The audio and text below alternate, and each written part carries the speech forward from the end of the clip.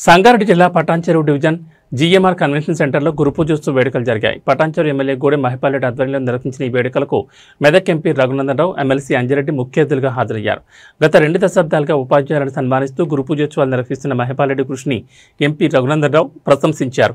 ఉపాధ్యాయుల సేవలు సమాజ అభివృద్ధికి మూలస్తంభమని, ప్రతి సంవత్సరం వారిని సత్కరించడం అభినందనీయమని ఎమ్మెల్సీ అంజిరెడ్డి అన్నారు.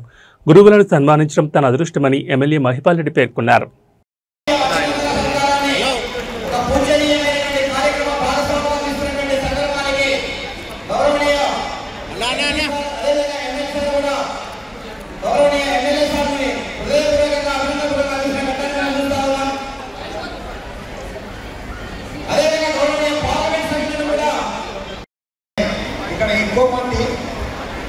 ఉమెన్ టీచర్స్ ఉన్నారు కాబట్టి మీరు స్కూల్లో బాధ్యత ఉంటుంది, మీకు కుటుంబంలో బాధ్యత ఉంటుంది.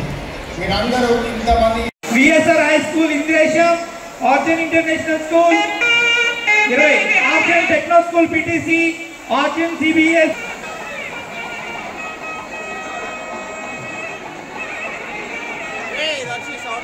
కరెస్పాండెన్స్ వచ్చి ఎన్నిక నిలబడండి దయచేసి.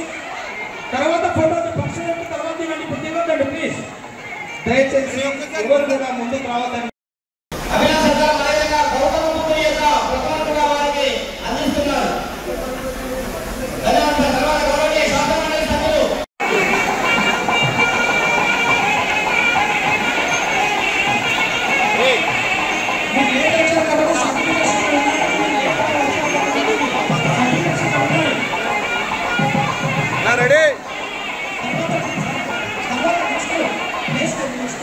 सर हेलो मैडम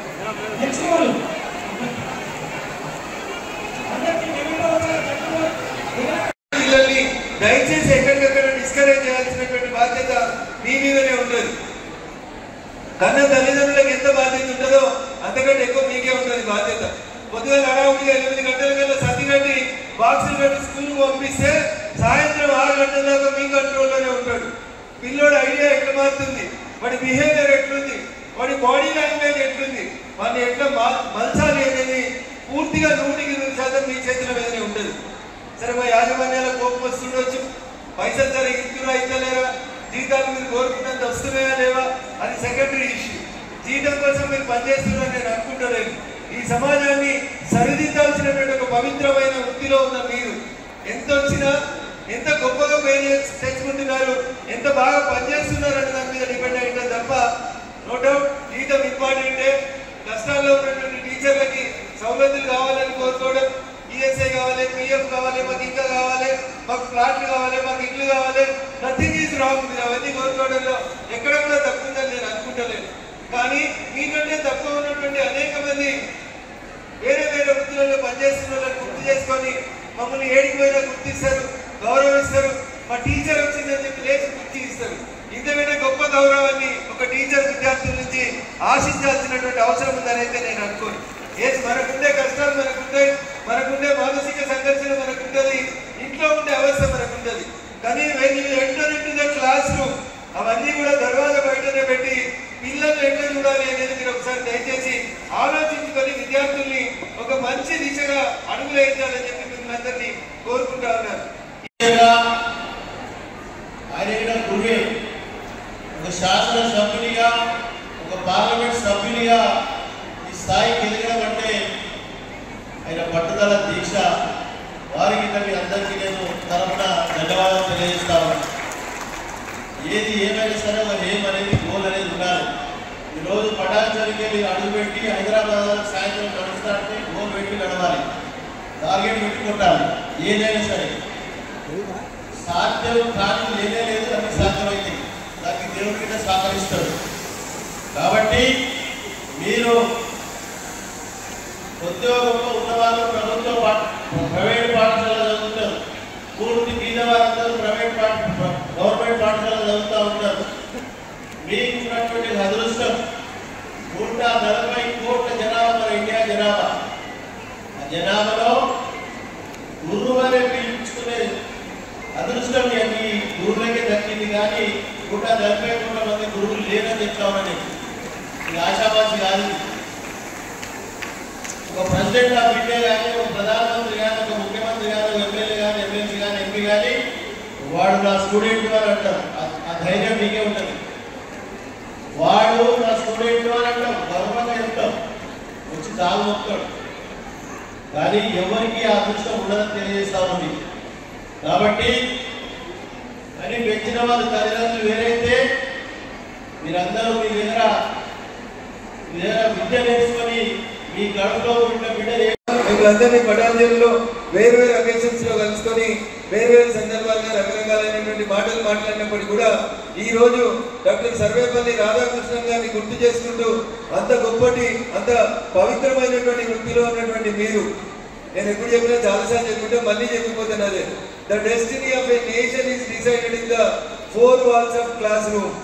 ఏ దేశ భవిష్యత్తు అయినా తరగతి గది యొక్క 4 గోడల మధ్యలో నిర్మించబడుతుందని స్వామి వివేకానంద గారు చెప్పినట్టు ఈ దేశాన్ని ఇంత గొప్పగా నిర్మిస్తున్నటువంటి మా ఉపాధ్యాయ మిత్రులందరికీ కూడా నేను శుభాకాంక్షలు అభినందనలు తెలియజేస్తా ఉన్నా.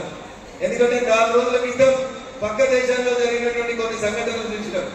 ఏ దేశం అని ఏమైంది? మా టీచర్ ఓన్లీ పుస్తకాలు చదువుతుందా, జనరల్ నాలెడ్జ్ చూస్తలేరా? 4 రోజుల క్రితం మన పక్క దేశంలో ఒక దేశంలో కొన్ని సంఘటనలు జరిగినాయి. దురదృష్టకరం ప్రధానమంత్రి వాజ్పేయిలు పార్లమెంటుకు లింపు పెట్టిరు, రక్షణ శాఖ మంత్రిని ఉరిపించుకుంటూ కొట్టిరు. ఇట్లాంటి అతి కార్యక్రమాన్ని కంట్రోల్ చేయాల్సింది ఎవరంటే, విద్యార్థుల్ని సరి అయిన రీతిలో నడపాల్సింది ఎవరంటే, మొక్క వంగని ప్రాణాయ వంగున అంటే, అట్లాంటి తప్పులు ఎక్కడ జరిగినా దానికి పూర్తి బాధ్యత ఎవరు వహించాలంటే జ్ఞానం వస్తుంది. అదేవిధంగా తల్లిదండ్రులు ఎంత డబ్బు సంపాదించినా ఒక కొడుకు ఆ ధనము ఖర్చు పెట్టినా కొద్దిగా కరిగిపోతుంది. విద్య ఏదైతే గురువులు చదువు చెప్పిన జ్ఞానాన్ని ఎంత పంచినా అది కరగదు. అదేవిధంగా సర్వేపల్లి రాధాకృష్ణ గారు ఇప్పుడు 137వ జన్మదిన సందర్భంగా తాను 27 సార్లు నోబెల్ బహుమతికి అర్హత పొందిన తర్వాత 1954లో భారతరత్న అవార్డు పొందించాం. 40 సంవత్సరాలు టీచర్ ఉద్యోగం పనిచేసి అదేవిధంగా ఒక్కసారి మొట్టమొదటి ఉపరాష్ట్రపతిగా చేసిన తర్వాత ఇప్పుడున్న రాధాకృష్ణ గారి తల్లి ఎవరైతే ఉపరాష్ట్రపతి ఉన్నారో ఈయన పేరు కూడా రాధాకృష్ణ పేరు పెడితే నా కొడుకు కూడా ఎప్పుడైనా ఉపరాష్ట్రపతి అవుతానని తల్లి కోరిక 2025లో ఈరోజు, ఎందుకంటే నిన్ననే ఆయన ప్రమాణ స్వీకారం చేసింది.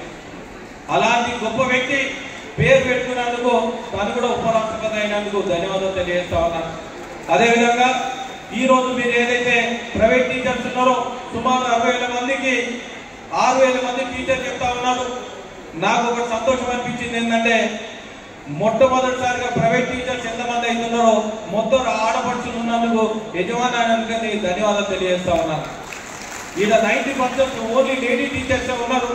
ఆ టీచర్స్ ఎంత గొప్ప మనసు అంటే, పటాన్చేరులో ఎక్కడెక్కడ ఏ కాలనీలో ఎక్కడ అవసరం ఉన్నా కానీ అక్కడ విద్యాలయాలు పెట్టి